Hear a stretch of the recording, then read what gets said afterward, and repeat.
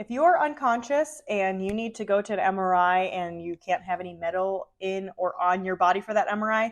yes, we will examine the patient head to toe and make sure that there is nothing on their body. This might sound weird to the general public, but when patients are admitted to the hospital, we like to do a full body skin assessment anyways in order to take a look to see if they have any wounds or different things that need to be documented and cared for while the patient is in the hospital. And so if we have a patient that needs to go to an MRI and they are completely out of it, not able to tell us, hey, I've got a piercing here or there, we will go ahead and take a look at the patient and make sure we're examining for all the common locations where piercings would be. We also will ask the patient's families too, or next of kin, or whoever's making medical decisions for them, hey, does the patient have any tattoos, piercings, shrapnel, things like that, any metal in their body? And so if your family or next of kin, medical power of attorney knows this information, they can also let us know as well.